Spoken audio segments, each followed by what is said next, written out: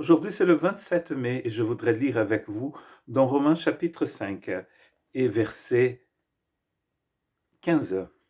Mais il n'en est pas de don gratuit comme de l'offense, car si par l'offense d'un seul il en est beaucoup qui sont morts, à plus forte raison, la grâce de Dieu et le don de la grâce venant d'un seul homme, Jésus-Christ, ont-ils abondamment, ont-ils été abondamment répandus sur beaucoup.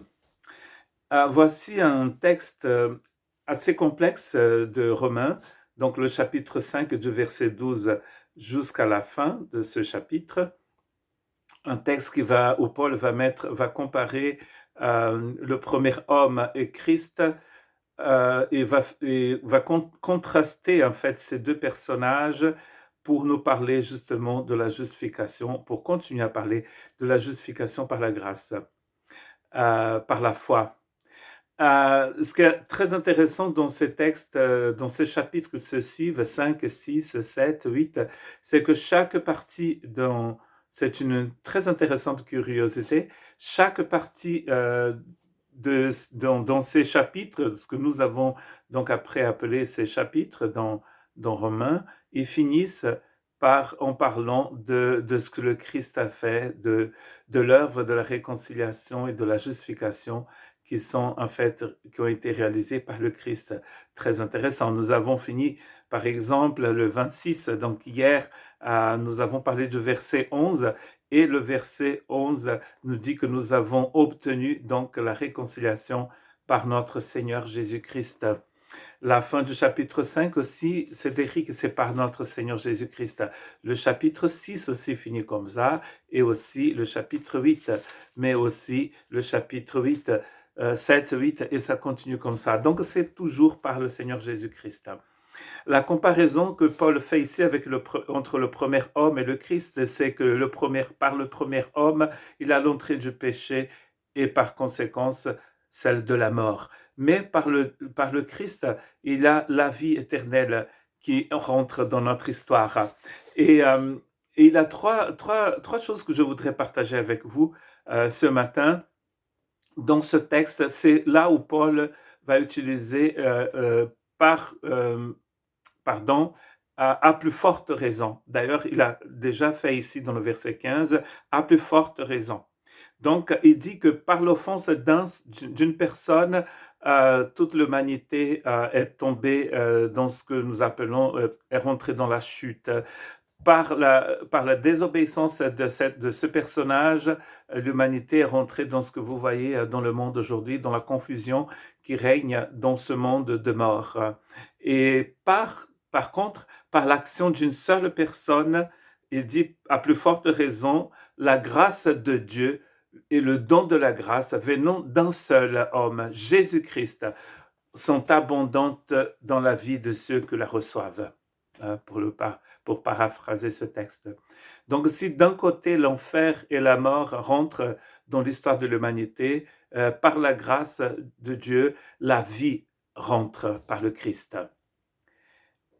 Comme je vous ai dit, là, ces parties finissent toujours en parlant de l'œuvre du Christ, car nous avons dit hier et avant-hier, et nous allons continuer à dire jusqu'au bout, que en fait, il est pas que seulement important, mais vital dans notre croyance. Il n'y a pas de foi chrétienne, il n'y a pas de croyance chrétienne sans la personne du Christ Jésus. Voilà pourquoi toutes ces parties finissent en parlant de la personne du Christ Jésus.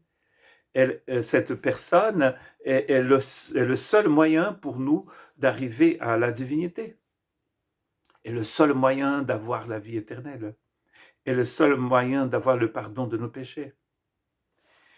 Et à plus forte raison, regardez, donc quand il contraste en fait ces situations qui sont complètement à l'opposé. Donc c'est d'un côté nous avons la vie, de l'autre côté nous avons la mort. C'est d'un côté nous avons la lumière, de l'autre côté nous avons les ténèbres. Et c'est à plus forte raison, donc déjà au verset 15, mais après il y en aura trois et qui commence au verset 17. Si par l'offense d'un seul la mort a régné par lui seul, à plus forte raison, Ceux qui reçoivent l'abondance de la grâce et du don de la justice régneront dans la vie par Jésus-Christ lui seul. Avant, nous étions dans le règne de la mort. Maintenant, nous sommes en Christ dans le règne de la vie éternelle. On pensait que la mort et le péché avaient dit le dernier mot et qu'on ne pouvait rien faire. Combien de fois nous nous battons pour échapper à certaines fautes, pour ne pas continuer à faire les mêmes bêtises et nous n'arrivons pas. Mais en comptant sur la grâce, nous le pouvons parce que si la mort a régné avant, à plus forte raison, la vie régnera vraiment par le Christ Jésus. Pour ceux qui reçoivent, il dit le don, le cadeau de la grâce, car la grâce c'est un cadeau, mais il faut le recevoir. Le deuxième, en fait le troisième à plus forte raison, c'est dans le verset 18.